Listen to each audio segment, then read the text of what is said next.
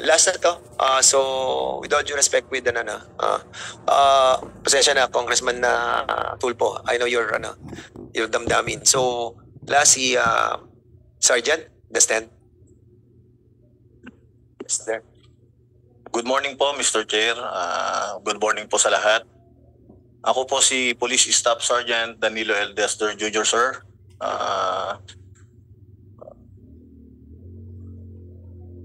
Ang masasabi ko lang po, sir, sumunod lang po ako sa utos ng aking superior. Bilang isang subordinate, sir. That's all, sir.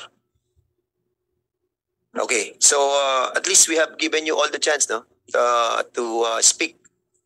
Ang reason namin, talagang nandito kayo sa premises namin, and we cite you in contempt, and this time we are trying to give you all the leeway, no, para sabihin nyo na yung nangyari totoo, but still, no, you refuse. So we will be proceeding with our investigation.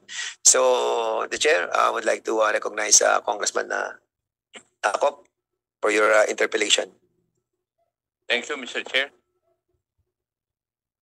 I would like to share the sentiment of the Honorable Tulfo. Kasi hanggang sa huli, pinagbigyan nyo na ng pagkakataon, pero hindi pa rin sila nagsasabi ng totoo. For General Mariano, I was in your situation before. If you remember, ako po ang commander ng CIDG when the Coratong Baleling case came out. So, just because I am the head of the CIDG, kasama po ako doon sa kaso. So, General Mariano, kasama sa TW o sweldo natin yan. Kasama yan, kaso. In the case of Major Magsalos, you're the son of then General Magsalos, a member of class 1987 ng PNP, tama? Yes, Mr. Chair. Yes, wala naman naging problema doon sa tatay mo, as far as I know. Pero, minsan sa ating serbisyo, nagkaroon tayo ng maling step eh. Di ba? And that is part of the service. Nagkaroon kayo ng maling hakbang eh. Kaya nandito kayo ngayon. In the case of Colonel Guevara, kahit na bago ka doon sa unit na yun, dapat maging fast learner ka. Hindi excuse yung bago ka eh. Hindi excuse. Dapat fast learner ka. And if you're the commander, as I've said in the last hearing, you're responsible for what your men do and fail to do. Diba? Kayo naman, Desler at saka Demokrito, I can understand your point kasi loyal kayo doon sa boss ninyo, si Major Quijana, ikaw ang driver. Tao kayo. Pero the fact remains na we should be responsible for all our actions, whether they be legal or illegal. Di ba? Yes. Kasi, kung nabigyan po kayo ng trabaho, meron kayong protocol kung paano gagawin yun. At kung lumabas po kayo dun sa protocol na yun, magkakaroon kayo ng problema. Kagaya ng sitwasyon ngayon. Okay? Yun ang tandaan ninyo. Binigyan na kayo ng pagkakataon ng ng aming chairman para magsabi ng totoo pero hindi pa rin. So, may Mr. Chair, Mr. Antonino is present. The last time we asked the presence of Lord Jean Antonino, and fortunately we have him here right now, so you can directly ask your question. Mr. Antonino, kayo po ay dating pulis. Yes, Your Honor. At ngayon, hindi na po kayo pulis. Yun po yung na-receive ko po, Your Honor, na dismissal po. So, if you're dismissed from the kung na-dismiss ka sa police, hindi ka na police. Simple lang yung tanong ko eh. Yes po, Mr. Chair. Di ba? Huwag kang umiwas. Di ba? Ikaw ang dating pulis, na nung pulis ka, ikaw ang naging daan ni Mr. Michael Novicio at Mr. Rainier Macadat na makilala nila si Major Quijana. Yes po, Mr. Chair. Paki-narrate kung paano mo nakilala itong dalawa, si Mr. Novicio at saka si Mr. Macadat. At paano nila nakilala si Mr. Quijana? Thank you po, Mr. Chair. Magandang umaga po sa lahat po. Ito po ang totoong istorya pong nangyari po diyan. Kung paano ko po nakilala to si Michael. Si Michael lang po, pero si Rainier po, hindi ko po kilala siya. Una po, meron po akong pinsang gwardiya po dun sa Solimer. Yun po ay pinapasyalan ko po. Normal lang po sa magpinsan na minsan magkita po kami, magkwentuhan. Ngayon po, bandang gabi po yun, nung ako'y pauwi na po, may nadaanan po ako na sasakyan. Yun po, bali nadaanan ko po doon si Michael. Mayroon po kasi akong nadaanan po na sa kanila po na nakita po na may ginagawa po sila doon sa may harapan po ng sasakyan. Which is po yung plaka po. Ngayon po, bilang isang pulis, may instinct po tayo na kinotion ko po sila na ano po yung ginagawa po nila dyan.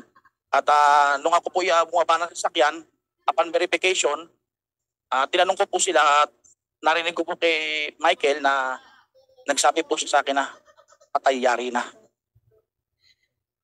Ngayon po, nung i-check ko po yung ORCR ng kanilang sasakyan, yung Toyota Alphard, inigay naman po sa akin ni Michael na hindi ko naman po siya, na pinuwi na ibigay sa akin na sabi ko po, check ko lang po yung ORCR ng sasakyan. Then nung pagka-check ko po ng ORCR, at doon sa plaka na nakakabit doon sa may sasakyan ng Alphard, magkaiba po yung nakakabit doon sa plaka ng sasakyan. At yun na po, doon na po kami nagsimula na magsabi sa akin si Michael na, Sir, na huli nyo na rin po kami. Meron po kaming ilalapit sa inyong malaking problema ng aming opisina. Which is po yung tungkol nga po doon sa barel, then doon po sa mga boss nilang Chinese. Pati rin po yung tungkol po, nabanggit din po na sa akin yung tungkol po sa mga babae na tinadala po nila ng personal doon sa high class casino. At sabi ko, huwag tayo dito mag-uusap sa kalsada kasi meron kaming tamang opisina para kayo maimbestigahan at masabi niyo yung inyong mga problema about sa boss ninyo at tungkol po sa recorder na baril. At nabanggit din po nila sa akin yung tungkol po sa pera na meron po silang nakikitang pera ng boss nila at yun po at sila mismo yung nag-escort po dun sa boss nila na may pera po silang kinukuha dun somewhere sa high class casino, which is hindi ko na po mabanggitin yung pangalan nung kung ano pong casino po yung sinabi po nila sa akin. At yun po,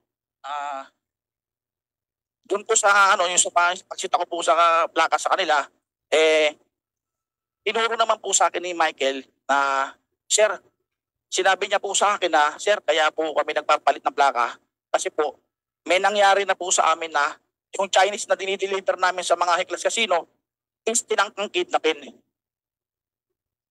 Yun po ang sinabi niya sa akin. Kaya po kami nagpapalit ng plaka para iwas po kami sa mga kidnapper na Chinese.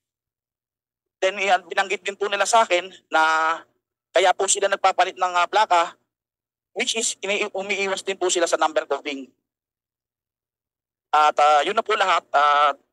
Sinabi ko naman po kay Michael na magsadya na lang po kayo sa opisina para maimbestigahan yung mga concern ninyo. At nung pumunta naman po sila sa opisina namin sa DSOU, bilang desk officer po ng DSOU, nirefer ko na po siya doon sa investigating team. Unang-una po kay Sir Quijana for a proper disposition. Yun na po ang istorya po lahat niya na Mr. Chair. Maraming salamat. Pero, dinala mo sila at pinakilala kay Major Quijana. Pero, dahil sa kaso mo, na-dismiss ka na wala ka na sa DSOU. Tama? Yes or no? Yes po, Mr. Chair. At dahil doon, si Major Quijana na ang humawak sa dalawa. Doon na sila nagre-report kay Major Quijana. Yes po, Mr. Chair. Yes. So, na-establish na natin na si Major Quijana ang handler ng dalawang ito. Now, pwede po bang matanong si Mr. Michael Novesio?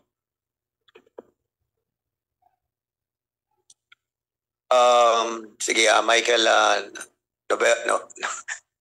Nobesia. Ayaw nagkakamali sa pilido niya. Nobesia. Novesio. Michael Novesio can answer. Yes, sir. Good morning po. Yeah. Michael, totoo po ba lahat yung sinabi ni Mr. Antonino? Yes po, Your kayo Honor. malapit sa Solimare na huli? Sa may Asiana po, Your Honor. Yes, Asiana. Magkalapit ba yung Asiana at saka Solimare?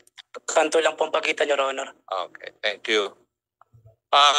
So kung totoo lahat yun, totoo rin na ang pinagre-reportan nyo pag napupunta kayo sa DSOU ay si Major Quijana na. Yes po, Your Honor. At siya na rin ang kumakausap sa inyo. Yes po, Your Honor. Siya rin, siya rin ang pinagsabihan ninyo tungkol sa inyong boss na si Mr. Lin. Yes po, Your Honor. Tungkol sa mga baril, tungkol sa mga pera, Yes po, Your Honor. tungkol sa mga babae. Yes po, Your Honor. Yes, yon. At ang ginawa niya ay, dahil doon sa inireport ninyo, plinano kung paano i-raid yung bahay. Yes po, Your Honor. At sinabi sa inyo na kung po pwede, kayo ang maging deponent doon sa pag-apply ng search warrant sa West. Yes po, Your Honor. Pinilit mo niya kami maging deponent. Anong ibig nyo sabihin pinilit kayo? Para daw po, legal daw po yung Paano pagpas. pagpipilit po sa inyo? Ang sabi po niya sa amin, Your Honor, na kailangan niya maging deponents para maging legal ang pagpasok natin. Eh, hindi po namin alam, Your Honor, kung ano po yung deponents. Aha. So, ginawa po ninyo yon. Ano po ang, pwede po bang sa pagkatanda ninyo, totoo bang ang application ay para sa illegal firearm? Yun po yung nabasa ko po doon, Your Honor. Yes. Dahil sinabi niyo na may firearm si Mr. yung boss ninyo. Opo, si Your Mr. Honor. Lin. Merong isang Bushmaster at saka may isang pistol. Yes po, Your Honor. Pero wala namang Bushmaster at saka pistol. Bushmaster na nakuha pala doon sa 1811. Wala sa report. Hindi ko po alam, Your Honor eh. Oo. Meron kang baril, di po ba? Yes po, Your Honor. Paki-describe nga ninyo kung anong klaseng baril meron po kayo. 45 po, Desert Storm Chrome. Caliber 45. Yes po, Your Honor. At meron ba lisensya yun? Yes po, Your Honor. Expired po yung license nun, Your Honor. Kaya tinunover ko po kay Major Quijana. Kasi gun ban din po ng mga panahon na yun kasi natatakot ba ako mauli. Eh, sabi niya po sa akin, tutulungan po niya ako mag-renew. Pero hindi na rin yun. Hindi po na-renew, Your Honor. Alam mo ba na yung baril na yun, yun na yung nakita doon sa vault ni Mr. Lin? Nabalitaan ko lang po, Your Honor. Ayun po yung pinangtanim pong ebidensya. General Tates, sino na yung mga pulis na nag-disassemble ng mga baril?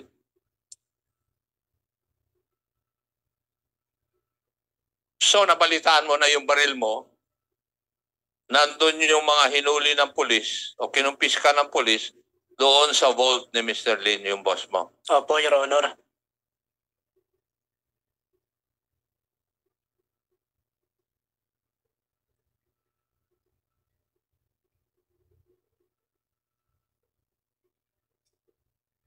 Nandyan na yung...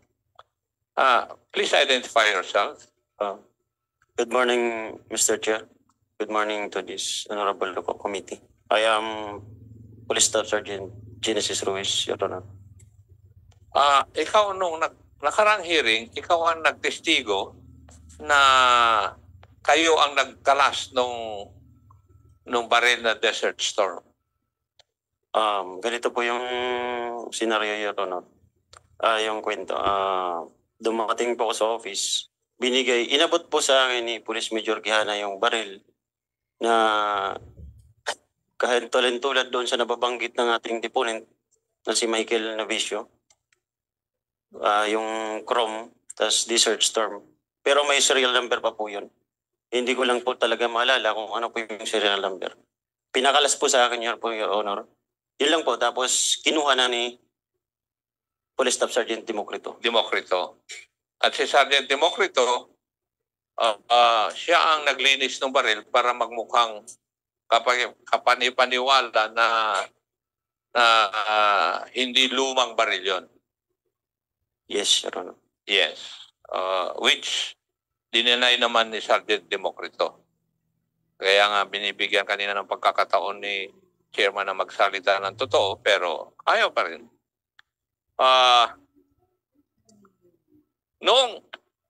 Your Honor, parang may narinig din po kasi akong inutosan ni Police Major Quijana na kumuha ng grinder. Isa sa kasama namin. At dito po siya ngayon, Your Honor, yung kasama namin na nautosan. Na? Kumuha ng grinder, Your Honor. Driver? Grinder. Na, sige. Talagang inayos talaga.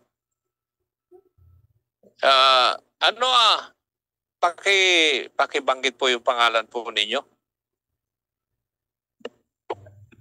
Good morning po, Mr. Chairman, sir. Ako po si Patrolman Elson Calupa, sir. Natatandaan mo po ba kung meron kang baril na inayos? Sa baril na inayos po, Mr. Chair, wala po. Bali, during that time po, may trabaho sa driver namin na nabasa ko lang po. Nagpaalam po ako na malilate. Dahil ako lang po yung wala, bali nautusan po sa akin na po pinadala yung grinder, sir. Para saan yung grinder na yun? During that time, Your Honor, wala po akong idea kung saan po. Basta sinunod ko na lang po. Nagdala po ako sa opisina. Kanino mo binigay yung grinder? Binigay ko po kay Sir Democrito, sir. Kay PSSD Democrito. Tapos after nun, sir, di ko na po alam kung saan nila ginamit, sir. Sa pagkaalam po ninyo, saan po ba ginagamit yung grinder na yan? Pagtungkol sa baril? Sir, kung sa baril po gagamitin, pwede po sa serial number, sir. Yeah. Thank you. So, napapatunayan natin na sinasabi nila na may baril yung si Mr. Lin o yung Chinese, may Bushmaster, may Kwan. Ang pinagtataka ng representanting ito ay kung bakit kailangan pang magdala ng baril na pang-planting kung sigurado na may baril talaga yung subject ng search warrant. So, ibig sabihin, plinano talaga ito na just in case walang makitang baril o kaya kung may baril, gagawing savings, merong ipapalit na baril. So, si Mr. Rainier. Yes po, Your Honor. Kayo po ang driver. Opo. Lahat po ba ng sinabi ng iyong kasama si Mr. Michael Navicio ay katotohanan? Yes po. Si Mr. Navicio, siya ang pumasok sa trabaho para magsabi po sa inyo na nandun na yung subject ng search warrant. Yes po, Your Honor. At ikaw naman, ang ginamit ng pulis para mag-guide sa kanila para doon sa Solimare. Yes po, Your Honor. Yes. Ikaw ba ang nagdala ng baril? Yes po, Your Honor. Saan mo inilagay yung baril? Hindi po ako nagdala ng baril, Your Honor. Ako po yung nautusan mag-akyat ng baril pataas. Kanino mo ibinigay yung baril nung inakyat mo sa taas?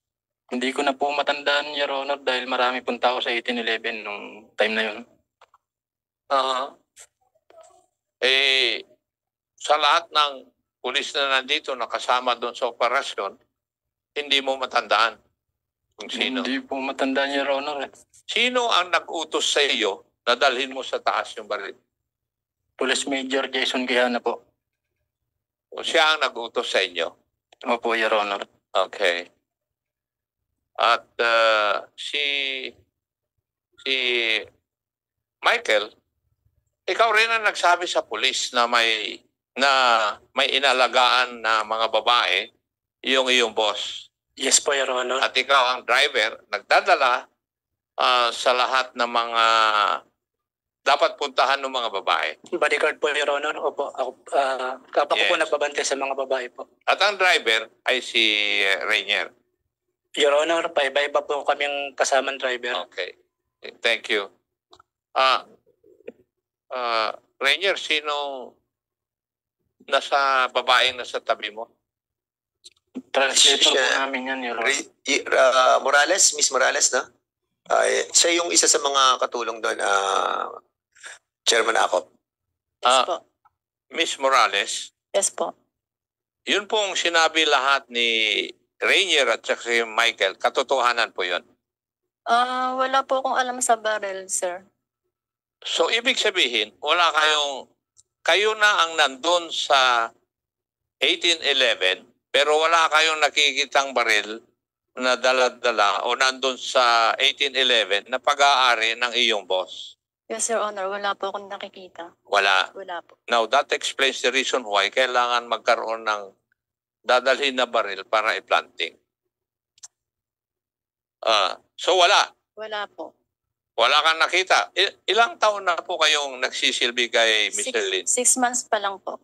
6 months. Wala po kayo nakita na dala-dala niya. Wala po, sir. Okay. Mr. Chair.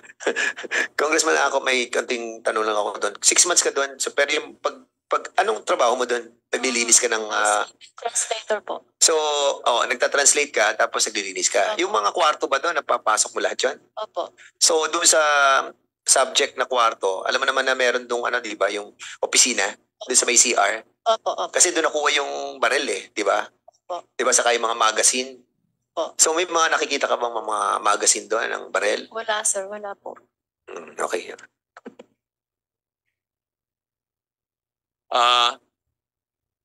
I have also here, meron sa akin na certification ng firearms Philippine National Police Forensic Group na yung baril na nakuha doon sa raid 1811 ay parehas nung baril na pag-aari ni Mr. Michael Novesio. Parehas. So, ano ang sinasabi nito? Na yung baril na nakuha dun sa 1811 ay yung baril ni Mr. Novesio, ni Michael, na ibinigay kay kay Colonel Quijano or Major Quijano, Quijana. At yung grinding machine, ayun ang ginamit na pag-deface ng serial number dahil nakalagay dito na defaced yung serial number nung baril na nakuha dun sa Unit 1811. Vice Chair, can we be clarified, no? Para at least i-clarify mo sa amin, ikaw, galing ka dyan. So, there are two types, on how to identify yung baril, no? Una, syempre yung serial. So, yung serial, kapag binura mo na yung serial, parang wala ka ng chance, para makakilala kung sino may-ari nito. Pero with this kind of certification coming from the forensic, dito yung cartridge niya, saka yung first shot is being recorded as one way of trying to find out sino ang may-ari ng barel. At least dito, napatunayan natin na certification galing sa PNP, no? Ito yung in-explore ni Congressman Ako, na pinapatunayan sa forensic na yung baril na ginamit doon sa 1811 ay galing kay Michael, na binigay ni Michael kay Major Kiana. So you can proceed. Can you confirm what I've said? Kasi hindi naman ako pulis, tama ba yan? Yes. Kasi may kanya-kanyang karakteristik yung yung bore ng firearm. Which I think hindi alam nitong mga pulis na ito.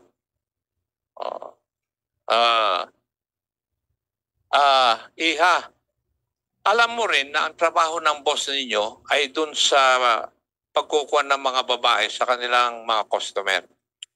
Yes po. At totoo rin po ba na may mga araw na nakadisplay lang sa lamesa yung pera ng boss mo? Pag po araw po ng swelduhan po. Doon lang. Opo. Pero hindi mo nakita kung ano ang laman ng mga yung 3 vault na pag-aari ng iyong amo. Minsan po kasi naiwan po nilang bukas yung vault sa isa pong opisina. Pera po yung nakikita ko. Pera yung nakikita mo, pero wala kang baril na nakikita. Wala, sir. Wala po. Mr. Chair? Yes. May I ask General Mariano? General Mariana, you can reply. Yes, Mr. Chair. Good morning po. At what point in time did you come to know kailan mo nalaman tong operation na ito?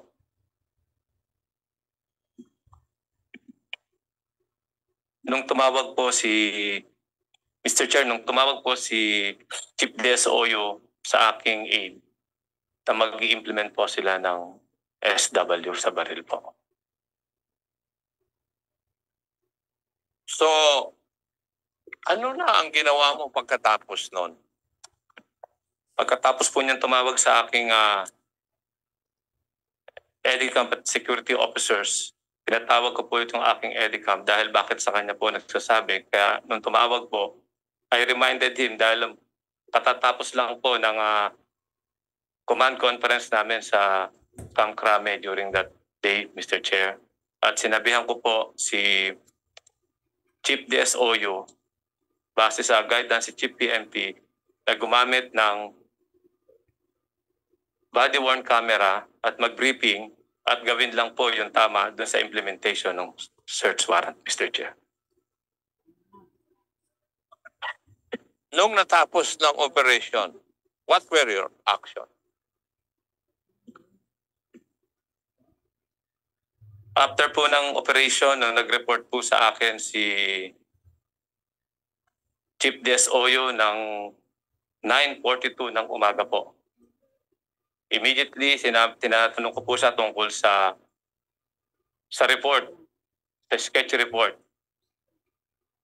At actually, bago po ako magising ng alas 8 ng umaga, meron na rin po siyang text sa akin ng alas 6:32 ng umaga. Sinasabi rin po na nagpaalam siya na katatapos lang po ng kanilang operation sa implementation ng search warrant. At mga 7:47 ay nagpadala rin po siya ng draft na sketchy report na nakalagay na po doon yung pangalan, lahat ng mga nakuha po nila base po doon sa kanilang inventaryo.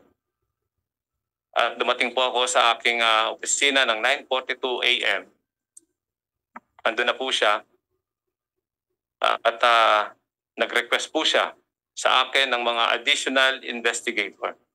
Dahil po marami po atang nahuli po doon ng mga Chinese at kailangan po niya ng additional investigator. Kaya tinawagan ko rin po ang aking OIC ng D7 para po magpadala po ng additional na investigator, kasama na rin po yung WSPD At nag-request din po siya ng interpreter during that time po. Kaya po, lahat po yun ay tinawag ko sa aking sa aking OIC ng DMF ng D7 at hinintay po namin yung mga investigador, Mr. Chair. Thank you. Ikaw ba ay nasabihan din na may 4 na babae o sobra sa 4 na kinuha niya, inaresto ng iyong mga tauhan dahil sa trafficking of women? Mr. Chair, kasama po yun sa kanyang draft na report na nakaroon po siyang 7 rescued or victim na Chinese national. Kaya nga, alam mo yun. Doon po sa pagka-submit po ng kanyang draft report, Mr. Chair. Yes. Ano ang action ninyo nung nalaman po ninyo yun?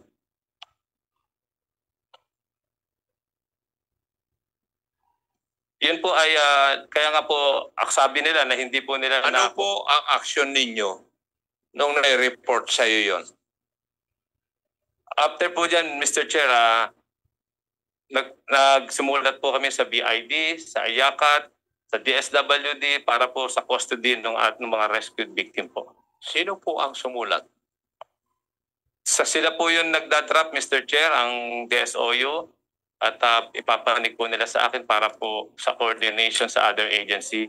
Yun po yung ginagawa. For the verification of the true, yung identity. Wala pong mga pinakitang passport o kung ano po yung kaya po nag-request sila ng interpreter para po makuha po yung mga personal circumstances ng ating pong mga rescued and team. Pwede po bang malaman kung alam po ninyo yung protocol kung meron kayong na-arresto na mga biktima ng trafficking of women? Alam niyo po ba yung protocol? Mr. Chair, ito po yung unang... Alam niyo po ba? Opo, Mr. Chair. Kasi ang dami pang magtatanong na. Opo, Mr. Chair. Ano po ba ang unang dapat ninyong gawin? Pursuant to the 2022 IRR of the Anti-Trafficking in Person Act.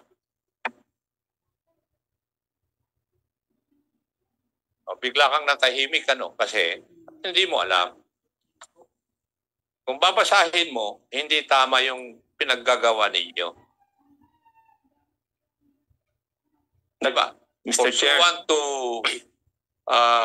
the IRR of Republic Act 9208, Anti-Trafficking in Persons Act. Hindi mo alam.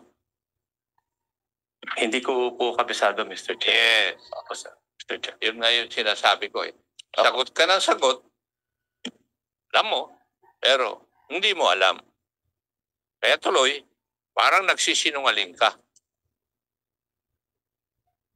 Diba? Kung nakita mo yung pagtatanong ko sa'yo, ano yung pinaggagawa mo, tinatanong ko. Kasi alam ko yung dapat gagawin eh. Pag ganito ang krimen. Chairman ako, At ikaw, if I may. madali lang. Sige. Kasi nawawala yung... Momentum. Sige, go ahead. Chairman ako. Sige, go ahead.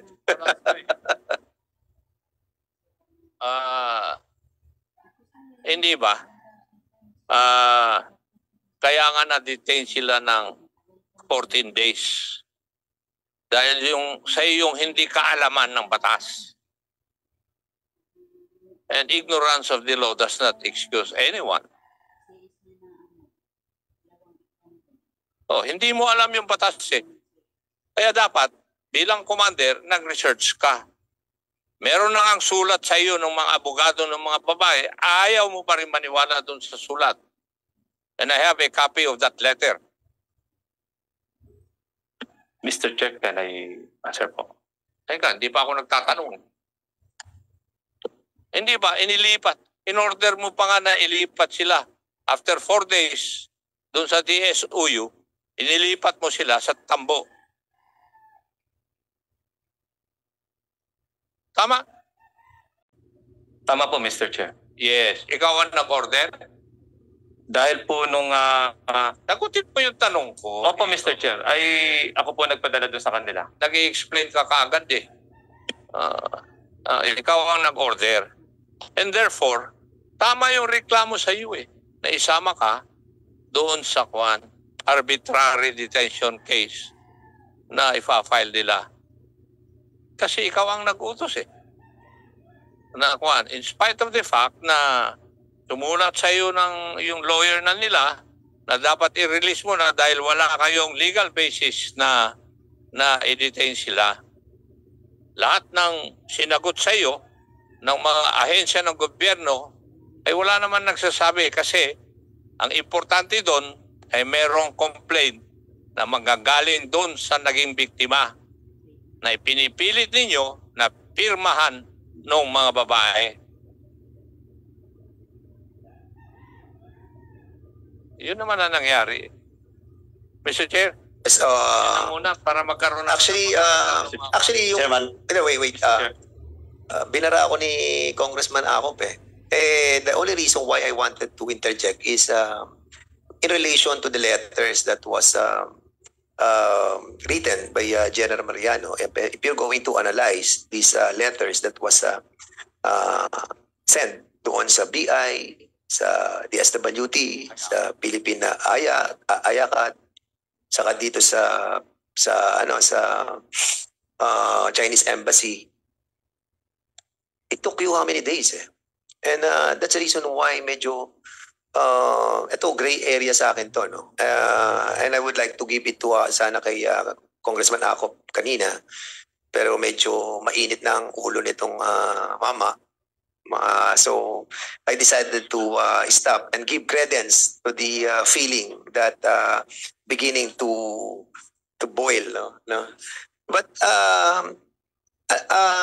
General Mariano, yun din yung katanungan ko kasi tapos ka na ba, Congressman Acop? Medyo tapos na siya na. I was really been a bit confused, ano?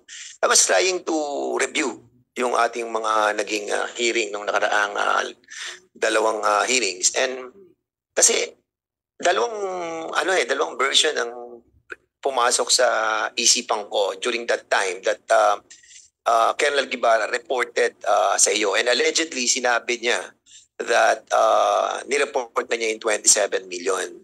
So he reported that 27 million in accordance with Colonel Guevara. Nireport niya yon ng almost 7 p.m. to 8 p.m. at 7 a.m. to 8 a.m.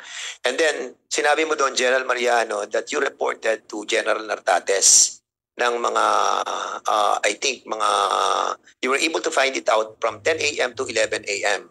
yung 27 million. From there, nag-report ka kay General Nartates. So, can I kindly ask General Nartates, kasi doon sa statement ni General Mariano, from 10 a.m. to 11 a.m. of September 16, after the operation, ni-report niya yung 27 million. Can you kindly confirm that na-report yung 27 million? General Nartates, please. Yes, Your Honor. I do not confirm that the message containing the 27 million on that day, September 16, Saturday, 9 a.m. or 10 a.m. Hindi included yun, sir. No, wait.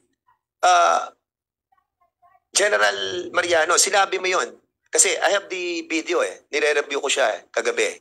Nakita ko, sinabi mo that you have texted General Nartates nung 10 to 11 about the 27 million. Is that true?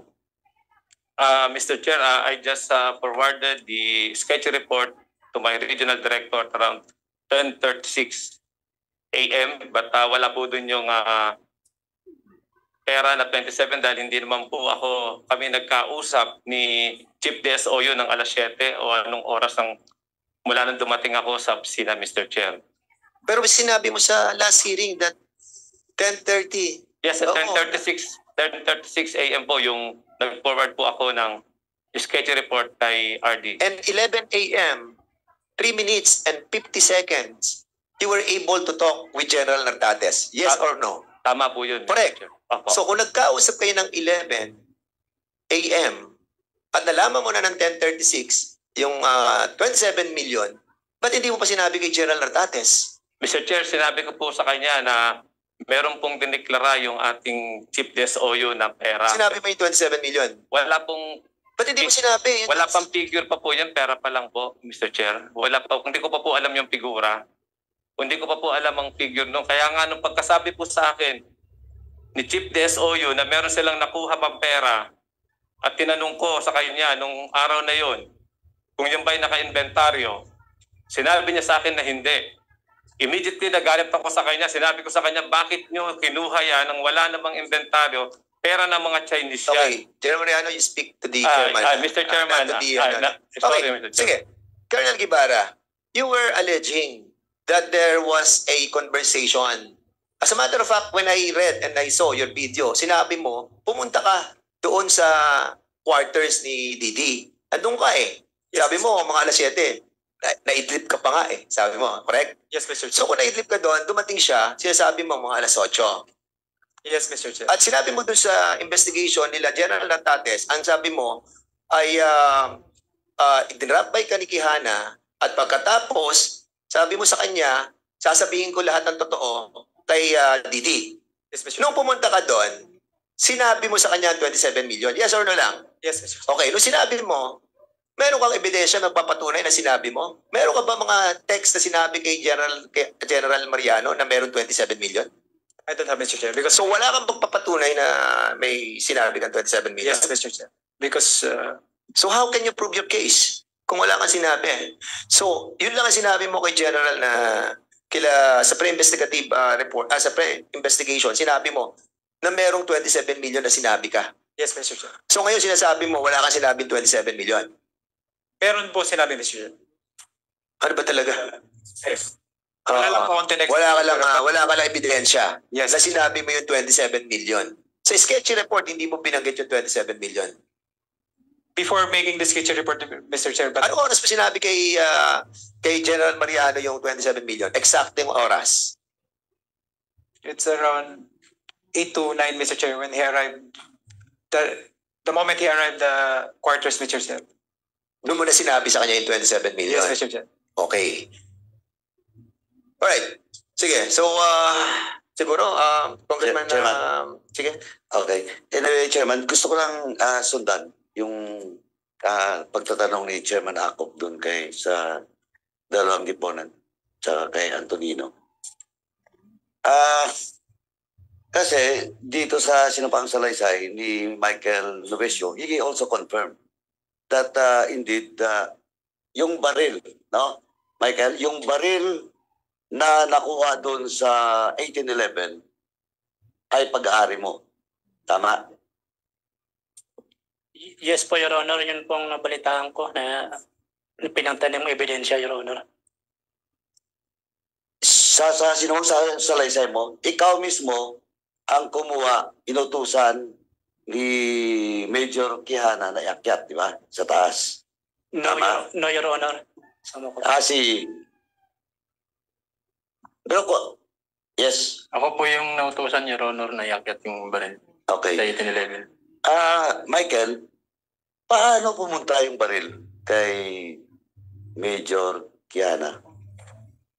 Your Honor, ganito po kasi yun. Expired po yung baril ko. Expired yung license? License po. Turnover ko po kay Major Quijana. Sabi niya man po sa akin, tutulungan daw po niya ako mag-renew. Kaya sabi niya, after gun ban, balikan ko daw po. Nabalitaan ko na lang po na yun pong baril ko ay pinangtanim pong ebidensya, Your Honor. So, Chairman, medyo nakaplano talaga. Kasi yung gagamitin nilang ebidensya just in case doon sa kay Mr. Lin, baril ng bodyguard. Pero sabi nga naniwala din ko sa statement ni Congressman Tulfo na areglo to. Pero kung hindi maareglo, tuloy ang kaso, dahil yung baril na nakuha kahit na-deface na, of course, may ballistic yan. Hindi, positive na yan. Napunan na So, it will point to the bodyguard of Mr. Lin, in which siyang may-ari ng baril. yung baril So,